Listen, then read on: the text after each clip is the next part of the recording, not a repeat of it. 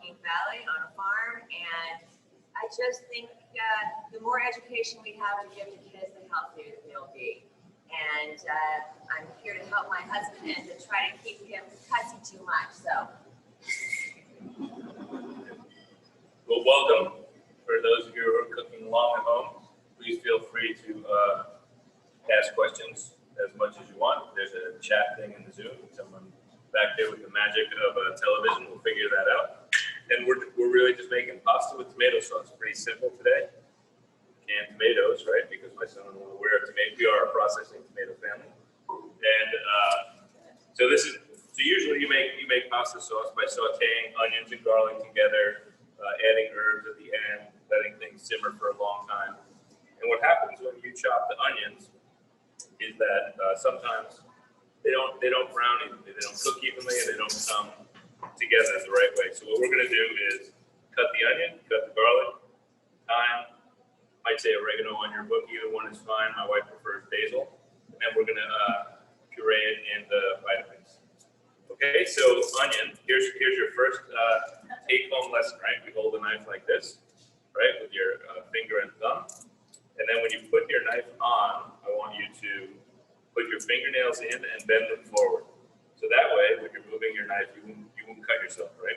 Because pasta it's okay, we're making tomato sauce, it's red, you can bleed a little, but it hurts, right? So and then you put your in through the root end of the knife, so you cut the top the onion up, throw it on the floor so they don't invite me back to your house, and then cut it with the root.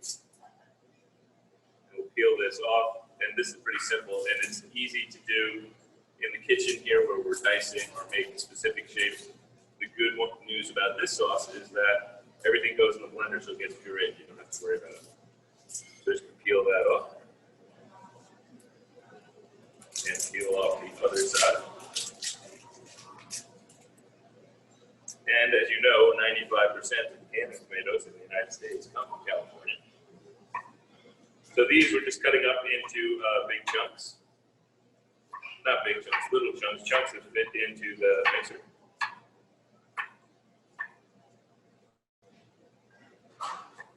Like that. Again, throw out the onion peels onto the floor. So my wife can invite me to cook again. And we're going to throw this into the vitamins. Okay, we're going to put in a whole bunch of garlic. Right now, you can buy garlic chopped. You can buy garlic already peeled. Pretty simple, but I'm going to show you a cool way to peel it. So the whole thing, push on the bottom on this root end, and then all cloves split up. Right, so we're going to use, these are pretty small, let's use 10 cloves, right? 3, 6, 7, 8, 9, 10, and I like garlic, so 10 equals 12. Again, it's a mess back here on the floor.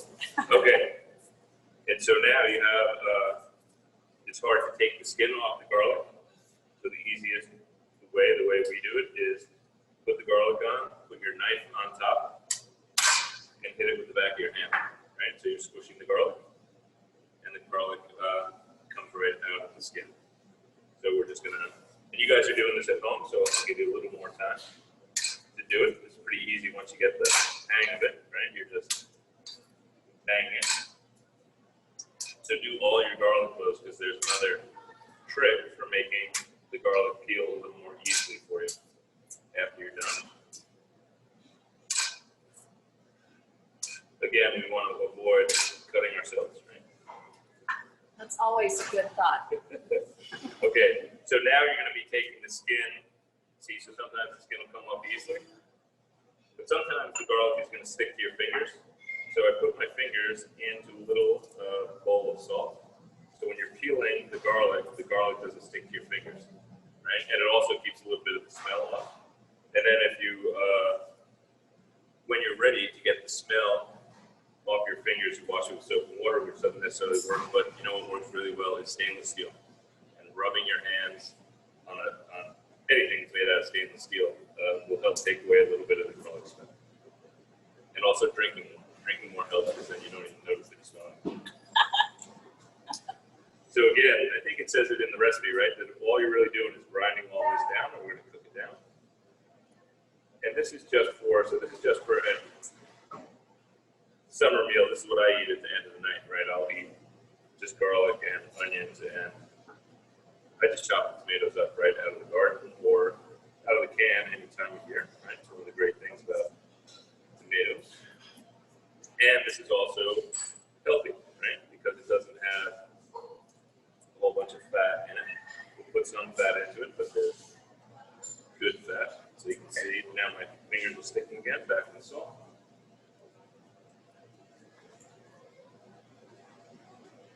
It's exciting. I've never actually peeled garlic on TV before. I can't think of anything more exciting as a cinematic trick. Well, welcome to Mulvaney's, right? You guys get what you paid for. All right, almost done. Here it is, last piece. Then we're going to add a bunch of salt in. This is where I think I said some. And you put salt in, and that helps the garlic and the onions mesh apart when they're there. If you have oregano, or we're using thyme here to take a bunch of time, and that goes in. The extra virgin olive oil, California's finest.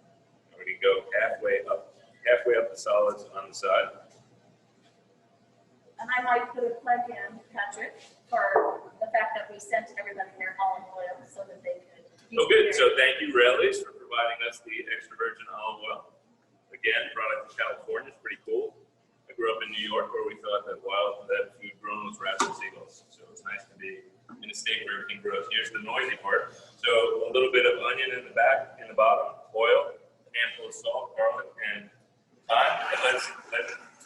And let's hope this works. So when I worked for Randall Sellin, he told me that people didn't actually come to the restaurant to watch us cook.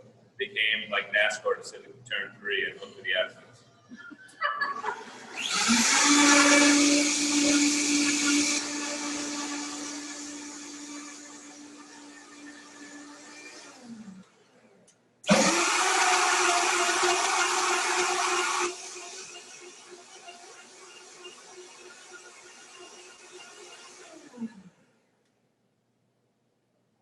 All right.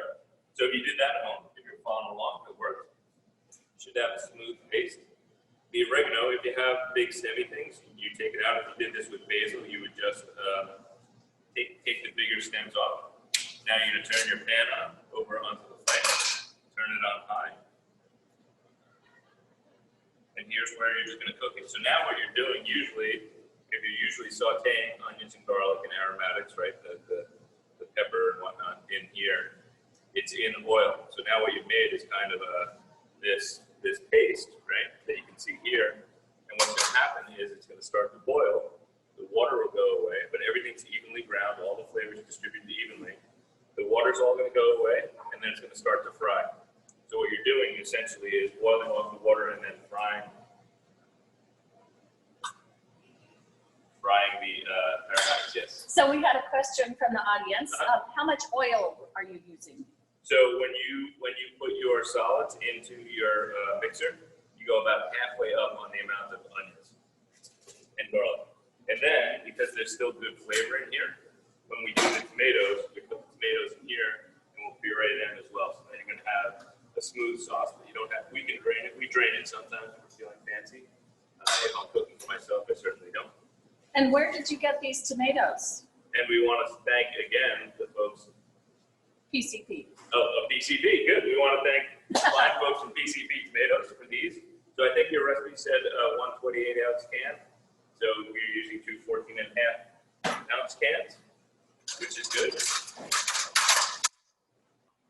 Yeah, we want to thank all the farmers, actually, not just, I mean, we want to thank PCP, of course, but, you know, California really thrives on, rolls on its, we all roll on our bellies, and America's belly rolls on California, right? With 50% or more of the fruits and vegetables coming from our state. It's a pretty important thing, right? And we, as restaurateurs, certainly at Mulvaney's B&L, get to enjoy that bounty every day. And it's great in this time, right, where sometimes it's a little hard to get out to restaurants. We and restaurants and cooks appreciate people coming back. The thing we miss most when we were closed is you, the customers. But the other thing that we also missed was making sure that our friends, the farmers, got to keep going, got to keep planting, got to keep employing people. Because if they didn't plant today, then we might not have food in 4 months. be skinny. So, and then you can see it's starting to puff up a little. We're gonna let this go a little longer. Give it a quick little stir in the bottom. At the end of this, Patrick, can we come look behind the counter on the floor? Absolutely, but be careful because there's a lot of crap on the floor. Okay, ready? And then, so the tomatoes go in here. And now this has this is the best part. If you leave this off, if you're in a room with a 10-foot ceiling, you can get tomatoes on the top. Right? That's a volcano. All right, so now we're just getting, and while you're doing, if you guys are doing this at home, just keep stirring the bottom, right? If there's brown bits on the bottom, that's good. You want to pick them up and mix them back in so that you don't get black things on the bottom. If you get black things on the bottom, just remember that color equals flavor.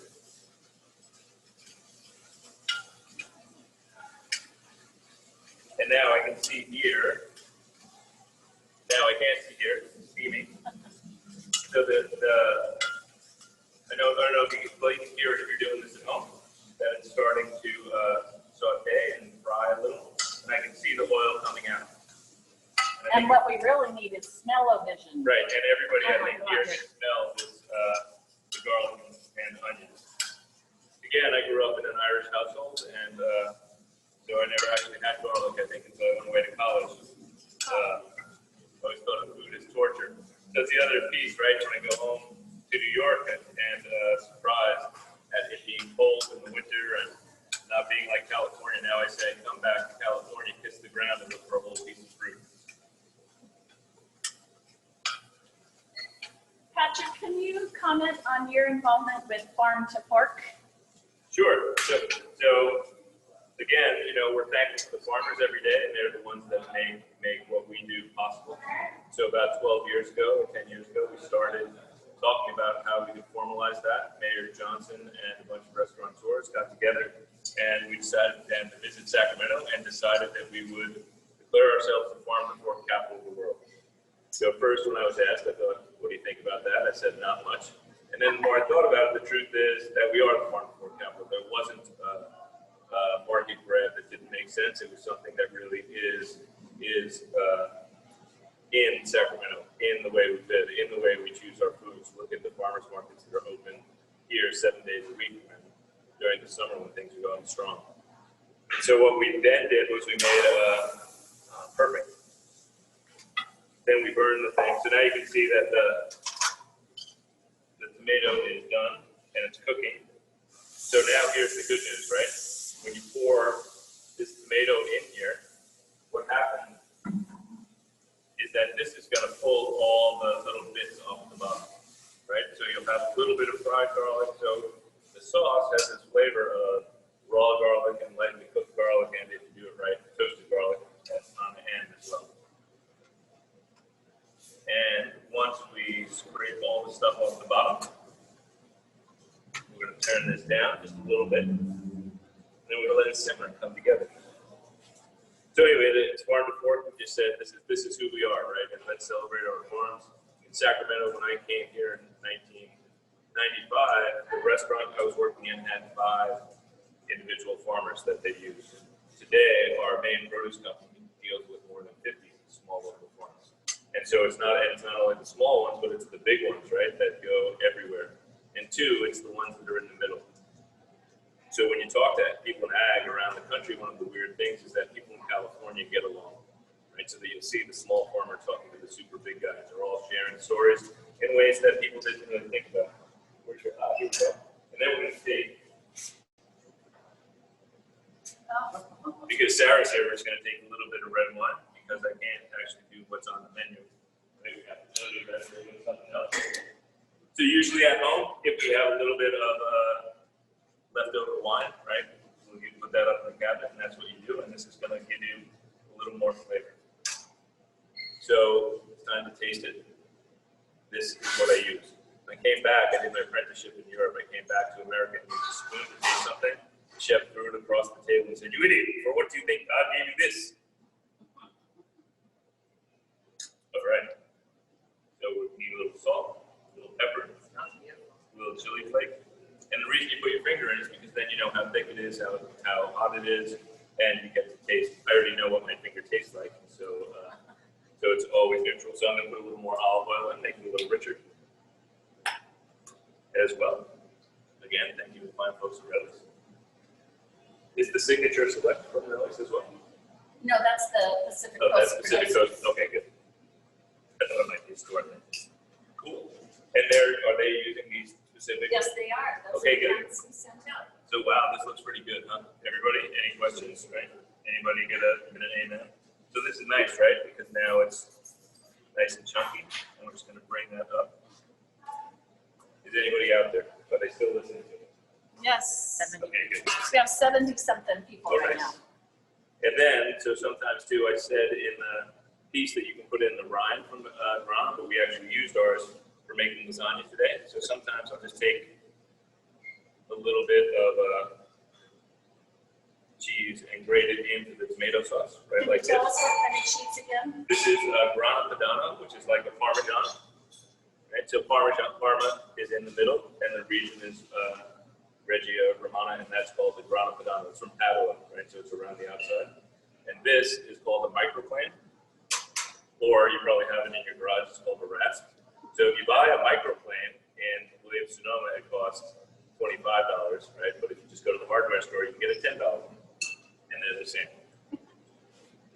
So now we're just gonna let this simmer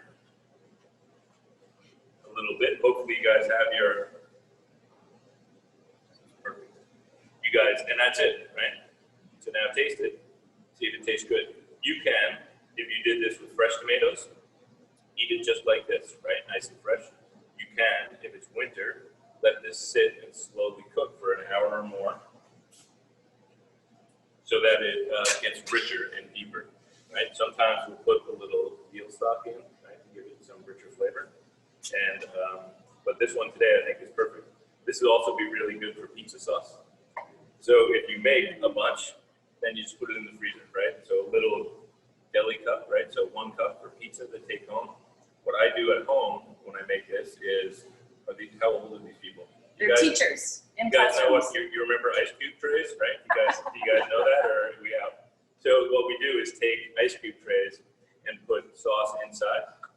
So each ice cube tray holds 2 ounces. So then I have cubes in a bag of tomato sauce. If I make, say, I cook a piece of chicken or a piece of pork, and then I can just throw a cube of tomato sauce in, and then your sauce is already made at the end. Patrick, we have a question. Oh, good. Pretend that someone is trying their best here and they put too much oil in there. Any suggestions for making it thicker? Fat equals flavor, right? So you can't put in too much oil. But if it is, so if the oil is rising up to the top, right? It depends on the definition of too much. If too much is a quart too much, then you take a ladle like this and you put it try to put the whole thing in, and the oil is going to float on top and let the oil sink in. I don't know whether that probably doesn't work on TV. Try it over here, right? So if you're putting it in the water, just put the ladle in, and then what comes off the top is the tomato. The other thing you could do actually right now is, if you have it, just grab another can of tomatoes and throw it in and boil that too. But really, oil's not so much of a problem as you're going to be challenged with your salt, right? If you put too much salt in, that's going to be the bigger problem. So then, because I'm on TV and I think about it, we don't have space for 2 burners. This water is hot and it is going to come up pretty quickly. If you guys have dry pasta, please go ahead and cook it according to the packages that are in there. If you have pasta that you've already cooked and blanched, so if we do pasta for a bunch of people, 8 or 10 people are coming over to the house, I'll cook the pasta, take it out and lay it out on a sheet, and then toss it with the extra oil that you have on top of your tomato sauce, and then just let it cool. So Italians don't rinse their pasta, right, because it takes the starch away from the outside. So, but you need to coat it with oil so that when you go back into the fridge and later and get it, the strands are all separate. What we have today for you guys, because I'm fancy, is we made 2 kinds of pasta for you. So spinach pasta and a regular whole egg pasta with semolina. The Italians call this hay and straw and hay. Thank you very much. From Queens, again, we don't do much farming, so because it has the 2 colors in there. So, but if you have fresh pasta, That's in there. These guys have my email address. No? If you guys want recipes for how to make pasta, just shoot them over because Sarah's really good at responding to people. No, seriously, we can just send them back out. And it's pretty simple. So your pasta's probably gonna take about 10 minutes.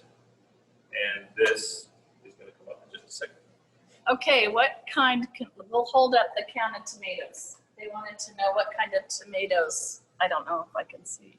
Oh, so these are diced tomatoes with no salt added. Generally, when we are cooking at the restaurant, what we use is whole plum tomatoes, San Marzano style, but really plum tomatoes, and PCP makes a whole range of tomatoes from stem to stern. For us, it's easier to cook with the whole tomatoes in water. You can buy whole tomatoes in puree. You can buy pureed tomatoes. You can buy diced tomatoes. You can buy three-color tomatoes. You can buy any kind of tomato you want. There we go. The water came up.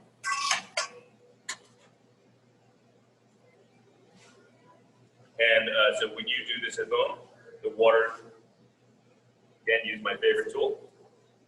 Salt your water. So you want the water to taste like the sea. I forgot because in the restaurant, we don't salt the water because we're using that pot all night. And if the water reduced, it would be too salty to cook the pasta. But if you're only cooking one round, make your pasta taste, make your water taste good. Touch of oil. Use that off the top of your pot out there in TV land. And then this is plenty of pasta. And we're just going to dip it in. And because this was fresh, we made these yesterday. Do you have tips about making your own pasta? Sure, it's super easy, right? Yes, I think you shouldn't buy pasta, right? There's no pasta. Pasta farmers. So you can make pasta at home in about 20 minutes. You can have pasta from flour to being cooked, right? So it's super easy, and it's quicker too, right? The other thing is, as a chef, I'm impatient, and so fresh pasta cooks in 3 minutes, and your dried pasta that's cooking right now might take 8 or 10. And it's just healthier. And then you can make whatever kind. If you're making your own, then you can put in the spinach pasta. Tonight we're using rye flour with caraway, right, in a little pasta. Sometimes we use carrot tops, all sorts of variations that you can do on your pasta. And also it's fun to do filled pastas too, right? Once you learn how to roll things out. If you don't have a rolling pin, we use a wine bottle, right? So it's always easy. And the pasta is something that you make without utensils. So the person who put in too much oil said the ladle trick worked great. Yep. 7 years of college. So then when pasta is fresh, you just test it.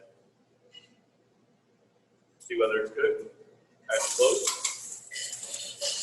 So we're gonna ladle a little sauce in the bowl. Here.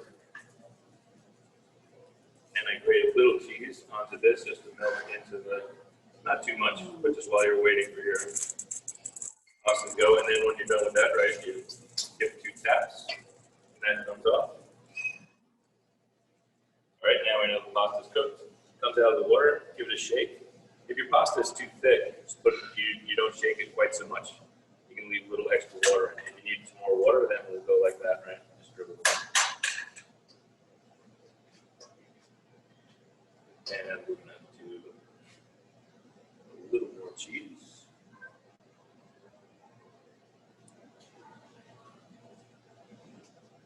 And the cheese is breaking. And we're going to do, so if we put in some sauce, we're going to put in a little more. One more great question. Yep. Is it true if you put olive oil in the water, the sauce may not stick to the pasta? No. Well, I put olive oil in the water, and you can Right. see, if those of you who are playing home can see it in your home, and those of you who aren't can see here, that it sticks pretty well. The oil, what it does keep the pasta from doing is sticking to each other, right? And so what you don't want, when you put the pasta in, so our pasta's rolled up, and you need to separate each strand before you throw it in. So here's our pasta, and then if you're putting it in a bowl, top it with your cheese, you can have your cheese grated ahead of time, shake it out a little bit when you can. I won't tell anybody. But if you're doing this for yourself, we lift it up like this, and then we turn our hand, right? And and then we turn the plate and your thing so that your pasta comes out into the room. And now, so Viva, who's an Italian chef up here, said I use too much cheese all the time, so I'm just going to keep using more cheese because I like cheese. I don't really care what Viva, bless her soul, said. And then because Bobbin likes thyme and doesn't particularly care for oregano, she does love basil. So I always finish with just a little bit of basil. And then we take these leaves, so big leaves like this, and we roll them up in this. Here's your fancy French word for today, chiffonade. And that just means little strings. Because remember, the first thing you learn when you're in a restaurant is that if you use a foreign word, you can charge 50 cents more. So chiffonade is super thin. And again, so look at the way I put my fingernails down and then push against it, right? So there's no way I can look at you and know that the knife isn't going to cut myself, right? And I also, this will take a little bit of practice, but see how I'm sliding the knife going down further and further. And so I'm going to have individual, I know that I can have strings that are the same. Now you don't work for me, so your strings don't have to be the same. And you're okay. And I'll just put a little basil on top. And here you go. The best tomato sauce you've ever had. Ta-da! It is beautiful. There we go. Bob, grab it for you. Someone just asked us if the recipe was posted anywhere, and it is posted on our website, learnaboutag.org/conference, and it's in the virtual resource registration bag. So you'll be able to find it. If you don't find it tonight, ask us again in the morning and we'll make sure to get it to you.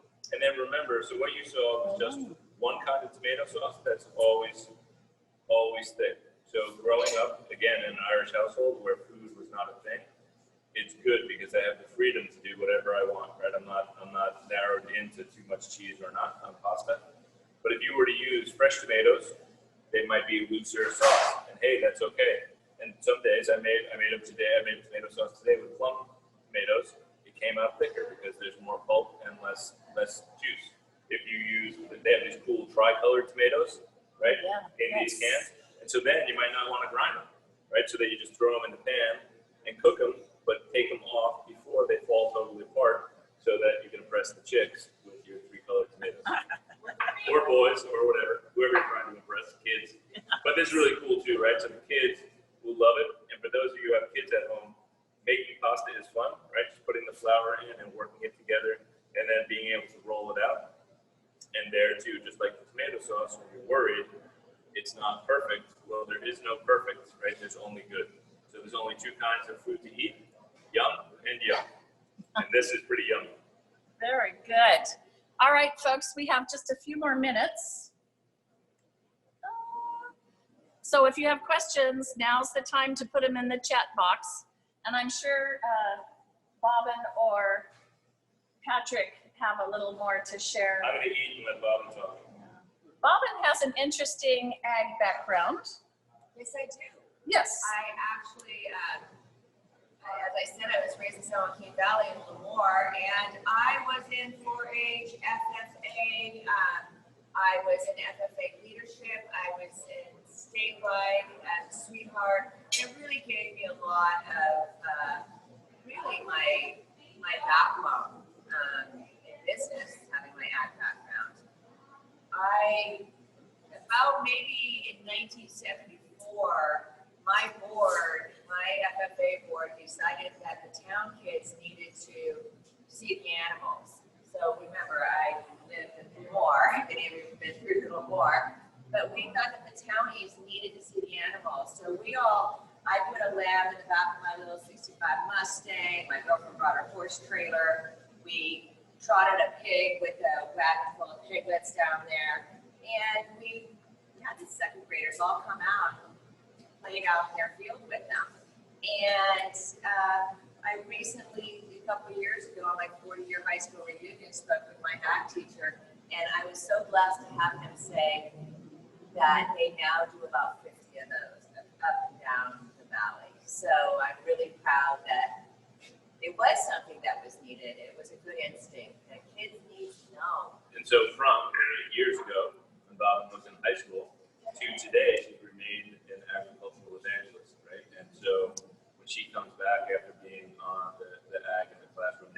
meetings, right, among the other meetings. She's just so excited. Really what I think is best about it is that every kid in California gets a chance to get the materials, right, and gets a chance to learn about where their food comes from, right, and know your farmer and know your food. And we think that leads to healthier outcomes for the kids, but also the parents, right? So when I was growing up, my brother's older than me. He grew his hair long to make my dad mad. I was born in punk rock days, and I shaved my head and made my dad mad.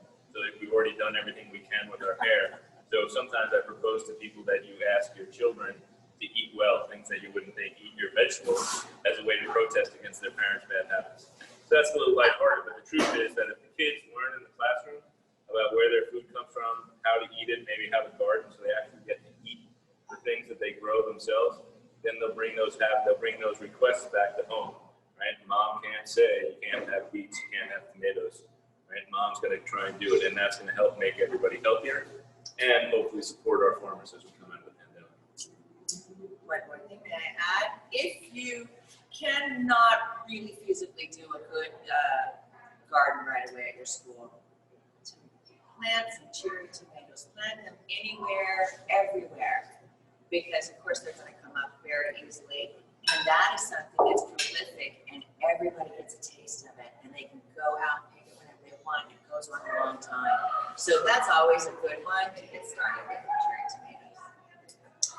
And can you all comment? We had our farmers on a farmer panel today talking about some of the challenges that they felt during the pandemic. Can you?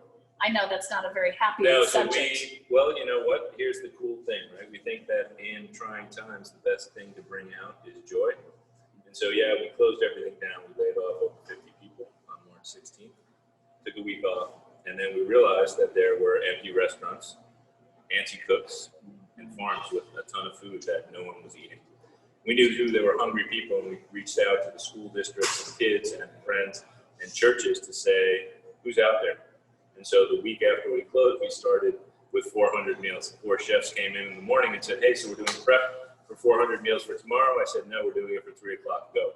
And so we were a little late, but we came out, and the 400 doubled to 800, sometimes it was 1,000 meals a day going out to the school kids everywhere, right? And some high schools here in Sacramento have 1,700 people a day coming through. Some lines are 60 or 90 people long.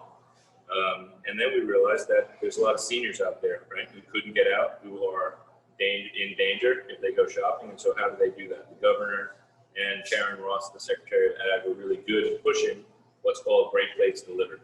And so in 36 jurisdictions in California, we're delivering 3 meals a day to seniors so they don't have to go out and expose themselves to the COVID. Since it began 12 weeks ago, we've done over 10 million meals in the state of California. Wow. So there's cool stuff going on, right? And for me, the hope is so the kids' schools, for your teachers, right?